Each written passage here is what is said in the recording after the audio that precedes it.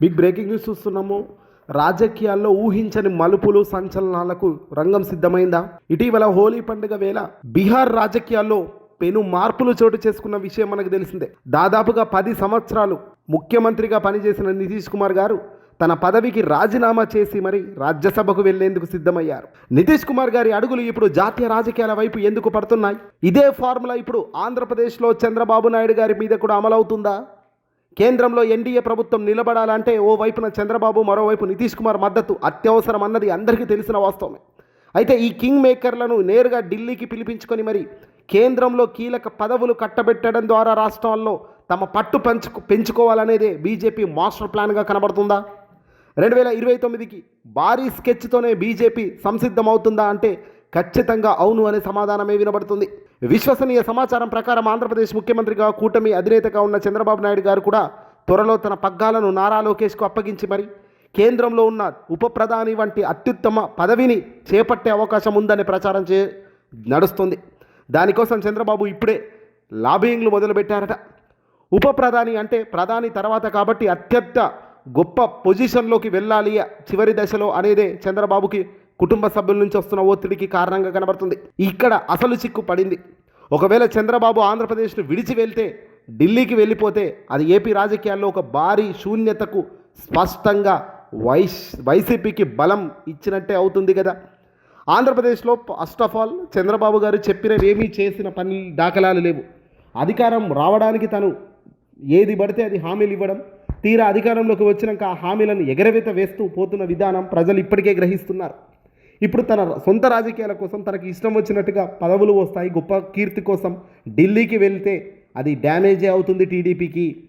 చంద్రబాబు లేని ఆంధ్రప్రదేశ్లో నారా లోకేష్ కానీ పవన్ కళ్యాణ్ కానీ ముందుకు అడుగులు వేస్తే ఆ అగ్రెసివ్ నాయకుడు ముందు ఖచ్చితంగా కుప్పకూలక తప్పని పరిస్థితే వస్తుంది. ఒకవైపు ప్రజల నాయకుడు, ప్రజల ప్రేమ పొందుతున్న జగన్మోహన్ రెడ్డి గారు రోజు రోజుకు తన శక్తి పెరుగుతూ పోతుంది.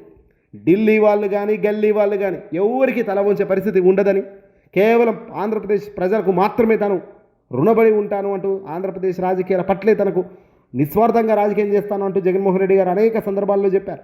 ఇప్పుడు ఇదే చంద్రబాబు గారు తన పదవుల కోసం కనుక, ఇతర అంశాల కోసం కనుక కేంద్రం వైపు అడుగులు వేస్తూ నారా లోకేష్ని ఇక్కడ ముఖ్యమంత్రిగా చేసినా లేదంటే ఇంకేదైనా చేసినా దానికి సంబంధించిన ఒక నమ్మక ద్రోహం అనే ముద్రపడే అవకాశం ఖచ్చితంగా కనబడుతుంది.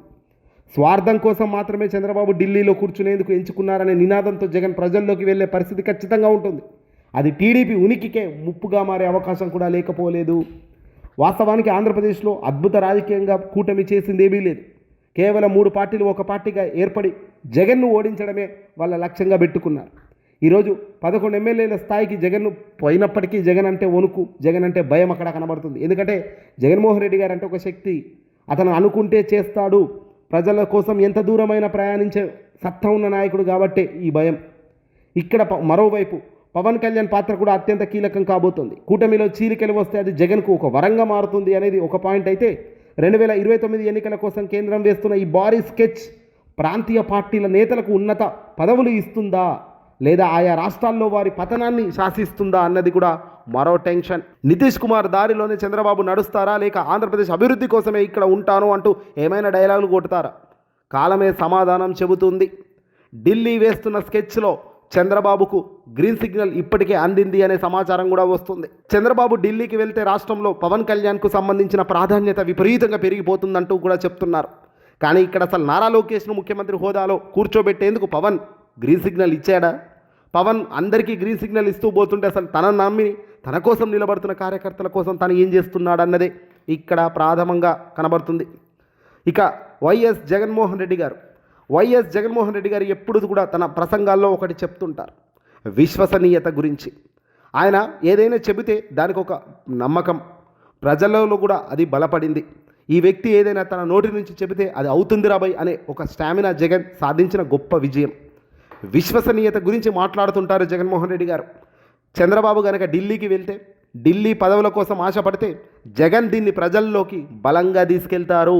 చంద్రబాబు గారు తన పదవుల మీద ఉన్న మోజుతో రాష్ట్ర ప్రజల భవిష్యత్తు మీద ఆశ లేదని, అధికారం కోసం ఢిల్లీలో కూర్చుని వేసుకున్నాడని, ఇక్కడి ప్రజలను గాలికి వదిలేశారు అనే నినాదంతో జగన్ బ్రహ్మరథం పట్టే అవకాశం కనబడుతుంది. సూపర్ 6 అన్నాడు, సూపర్ 7 అన్నాడు, చివరికి అధికారం రాగానే ఢిల్లీకి తన వ్యక్తిగత రాజకీయం కోసం వెళ్ళిపోయాడు. ఇలాంటి వ్యక్తులను మీరు నమ్మినందుకు పట్టిన గతి ఇదే అంటూ కూడా వైసీపీ చాలా బలంగా ముందుకెళ్తుంది. పక్కా ఓటు బ్యాంకు ఇప్పటికే జగన్కున్నారు. వైఎస్ఆర్సీపీ పార్టీకి కానీ జగన్మోహన్ రెడ్డి గారికి కానీ సుమారు 40% స్థిరమైన vote bank, solid vote bank ఇప్పటికీ కలిగి ఉంది. అది ఎన్నికల్లోనే రుజువైంది 2024లోనే. అంతటి స్థాయిలో ఓటమి కలిగిన జగన్మోహన్ రెడ్డి గారికి 40% ఓటు బ్యాంక్ ఉంది. ఆయన ఒక 15%, 16% కనుక ఓటు బ్యాంక్ కనుక తిరిగి తన వైపు తిప్పుకోగలిగితే తనను శాసించేవాడు ఎవడూ లేడన్నది వాస్తవం. ఒకవేళ లోకేష్ పగ్గాలు చేపడితే జగన్ తనదైన స్టామినాతో ముందుకెళ్తారు. ముగ్గురు కలిసి ఉన్నా కూడా 2029లో గెలిచే పరిస్థితి లేదన్నది ఈ ముగ్గురికి తెలిసిన సత్యమే. అయినప్పటికీ జగన్ మీద యుద్ధం మాత్రం వీళ్ళు ఆపరు. దేశ ప్రధాని మాత్రం వాళ్ళ మనగడను కాపాడుకునేందుకు ప్రాంతీయ పార్టీలకు సంబంధించిన బలోపేతం చేస్తున్నారు. జగన్మోహన్ రెడ్డి గారికి, వైఎస్ఆర్సీపీ పార్టీ జగన్మోహన్ రెడ్డి గారికి, అలాగే కేంద్రంలో ఉన్న మోదీకి ఇద్దరికి కూడా మంచి అనుబంధమే ఉంది. కాబట్టి ఇక్కడ కింగ్ మేకర్లను కింగ్స్గా మార్చడం బీజేపీ ఢిల్లీ పెద్దలు మోదీ, అమిత్ షా అనుసరిస్తున్న వ్యూహమే కనబడుతుంది. ప్రాంతీయ పార్టీల బలమైన నేతలను కేంద్రంలో చేర్చుకోవడం ద్వారా ఎన్డీఏను ఢిల్లీలో మరింత బలోపేతం చేయడం, రాష్ట్రంలో తమ పార్టీ బీజేపీ ఎదగడానికి లేదా కొత్త తరం నేతలను ఆకర్షించడానికి ఇది ఒక దారిలా ఎంచుకునే అవకాశం కనబడుతుంది. అమరావతి నిర్మాణాన్ని గాలికి వదిలేసి యువ నాయకత్వం చేతిలో పగ్గాలు పెట్టి రాజ్యసభకు గనక పోగలిగితే చంద్రబాబు నాయుడు గారికి రాజకీయ ప్రకంపనలు మొదలవుతాయి. అది ఆంధ్రప్రదేశ్లో కూడా సంచలనమవుతాయి. ప్రస్తుతం నితీష్ కుమార్ ఇప్పటికే ముఖ్యమంత్రి పదవిని వదిలి రాజ్యసభకు వెళ్లేందుకు సిద్ధమయ్యారు. రేపటితో అసలు సినిమా కనబడుతోంది. రేపు ఉదయం 11:30 రాజ్యసభ అభ్యర్థిగా నామినేషన్ దాఖలు చేయబోతున్నారు. నితీష్ కుమార్ ఇప్పటికే 2005లో మొదటిసారి బీహార్ ముఖ్యమంత్రి అయ్యారు. అప్పటి నుంచే మధ్యలో ఒక ఏడాది మినహాయిస్తే మొత్తం ఆయనే ముఖ్యమంత్రిగా కొనసాగుతున్నారు. నితీష్ కుమార్ 2001 మార్చ్ నుంచి 2004 మే 2021 వరకు రైల్వే శాఖ మంత్రిగా కూడా పనిచేశారు. దాదాపు 21 ఏళ్ల తర్వాత మళ్ళీ జాతీయ రాజకీయాల్లోకి వెళ్తున్న నితీష్ కుమార్ ఊహించని ఇది ఒక చక్రంలో అనేక మార్పు. రాజకీయాల్లో ఏది ఎప్పుడైనా సాధ్యమే. ఎటువైపు ఏం వస్తుందో, ఎటువైపు ఏం మలుతుందో కూడా ఊహించలేము. ఇప్పుడు చంద్రబాబు కూడా ఉప ప్రధాని పదవి ఇస్తేనే వస్తాను అంటూ గట్టిగా కూర్చున్నారట. చంద్రబాబు అందరిలాగా కాదు, తన అవసరం గట్టిగా ఉన్నప్పుడు తను ఎక్కడ ఏం క్యాచ్ చేస్తే ఏం అవుతుందో అనేది చూస్తుంటారు. చంద్రబాబు గారు చూడని రాజకీయం కాదంట. 40 ఏళ్ళుగా అనేక రాజకీయాల్లో వేలు పెట్టిన చంద్రబాబు ఏకంగా ఇప్పుడు కేంద్రంలో అప్పట్లో ప్రధాని వస్తేనే నేను వద్దన్నాను, కానీ ఇప్పుడు మాత్రం ఆ అవకాశాన్ని వదులుకునేందుకు సిద్ధంగా లేరు అనేది తెలుస్తోంది. పైగా నారా లోకేష్ కూడా యువరక్తం అంటూ రెడ్ బుక్ రాజ్యాంగాన్ని అవలంబం చేస్తున్నారు. అంబేద్కర్ రాజ్యాంగం పక్కన పెట్టి రెడ్ బుక్ రాజ్యాంగమే నేను ముందుకు నడిపిస్తానంటూ అడ్డంగా మాట్లాడుతున్నారు. ఈ మాటలేవి కూడా యువ నాయకత్వాన్ని ముందుకు నడిపించేవి కావు. పైగా పవన్, లోకేష్ మధ్యలో ఇద్దరు వ్యక్తులు కాదు, 2 పార్టీలకు సంబంధించిన అనేక మంది అభిమానులు, కోట్ల మంది ఉన్నారు ఇటు అటు. మరి వీళ్ళందరికీ న్యాయం అన్యాయం అనేది ఒకటి ఉంటుంది. మనం జెండా పట్టుకున్నప్పుడు ఆ జెండాకు ఒక విలువ ఉండాలి. అదే విలువను బజార్కి ఇడిస్తే మాత్రం ఆ విలువ లేని జెండా వెనుక జనం ఉండరు.